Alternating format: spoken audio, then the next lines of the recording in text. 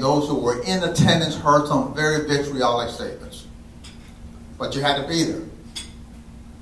There was no radio, there was no television, there was no Associated Press. You had to be there. So you think things were calmer. But no, they weren't. But today we all have access to information, so it sounds real noisy. And it looks real messy. But it isn't much different now than it's ever been. And about the only time that you find in government peace and tranquility is when one party is so overwhelmingly in the majority that the other party can't do much about it. But we have kind of parity right now. And when there's parity, there's noise. Like labor management, if both parties are evenly matched, there's in this case, then there's tranquility. When there's not, there's conflict. So that's what we have in Washington. In Florida, you don't have as much of that. The Republicans is almost two-thirds majority, or two-thirds majority in both houses, and now they're slightly under two-thirds, so you don't hear as much noise. And it's not as partisan. In Washington, there's just an awful lot of noise on any subject that comes up. Now, is it all bad that things can't get done? Listen, sometimes you don't want things to be done. And it wasn't meant to be easy. That's why there's two chambers. And there's an executive branch and a judicial branch. It wasn't meant to be easy. If it's easy, you will get overwhelmed by government. Because it's easy to do. So you ought to be thankful, even when you want something, that it is difficult to get. Because you may get, in other cases, things you don't want. Clear example of that, whether you're for Obamacare or not, that was done when they were an overwhelming majority on all branches. House, Senate, and White House, everything lined up. So we got Obamacare. That's how it happened. That had not, we had not had supermajority. They had not had, they were Republican, Democrats, I'm still used to saying that. It probably wouldn't have passed. It would have been blocked. Now, of course, we're back to where it's a House in the hands of Republicans, the Senate in the hands of the Democrat. They don't have as much of a majority in the Senate as you used to, and the executive branch remains with the President, President Obama. And as a result, you have what most people, the media particularly, call it gridlock.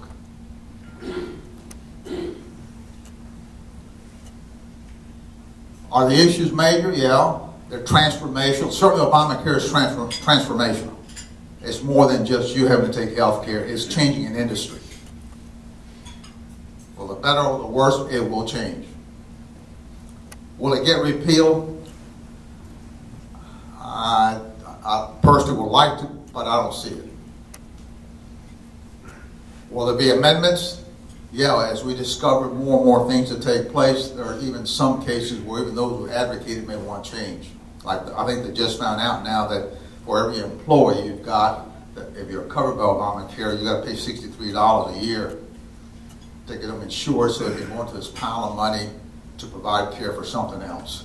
So we continue to discover the costs that are in there. So it's transformational in that sense as well. Foreign policy, does that change constantly?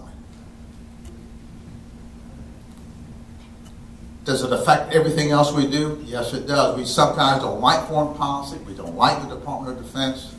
The truth of the matter, if we're going to be a great nation, we better have a good Department of Defense. And we better have good foreign policy. Without that, you're not going to have the country we've had. And we fall, in my view, into a committee form of making international decisions. We'll be in the losing end of that. We only have one vote. So if you believe in the United Nations, you're going to transfer more and more to the United Nations. You're going to be in the hands of all those in Africa, in Asia, everywhere else in making policy. I don't think that suits who we are. And that's why I'm a strong believer of a strong defense department and a strong foreign policy. Are there nations who may not like it? True. But, you know, there has to be some force. There always has been some country who surfaced for a period of time to provide leadership and have a world order for business to take place. Some want to patrol the seas, hold back the pirates. But it's controversial because it does cost money. There's always the issue of federalism. How much power do the states have and how much has been taken from them? That's ongoing. In fact, on occasion, I'll go to the Federalist Society, which is normally a group of conservative attorneys. There are some conservative attorneys. They're not all Morgan and Morgan. They're so that's also a major issue. Now we come to the state of Florida. The state of Florida, as you can see in the legislative sessions going on, once the session starts, yes, there is party politics on many issues, but most of the debate takes place between two houses, not between both parties. The differences are the leadership in each house, how they approach an issue. There's a conflict right now with the ethics. There's a conflict with political contributions. There's a conflict with the pension. There's a conflict with Medicaid. It has nothing to do with parties. It's that the House believes in one thing and the Senate another, and they're both controlled by Republicans. So you have to look beyond parties when you look at conflict that exists in getting legislation passed. And in the case of Medicaid, they were on 3 song pages. Now the Senate joined the House and saying they don't want Medicaid is being proposed by Obamacare. They want to create their own. They want to create their own system. Whether they can or not, we'll find out in the next 15 days or so. Same thing with the ethics reform and contributions reform. The Senate wanted to be more restrictive in terms of how much you can give to a candidate. The House wants to increase the amount you can give to a candidate and wipe out committees on continuing education. The House Senate would like to keep those committees. So you have to read between the lines.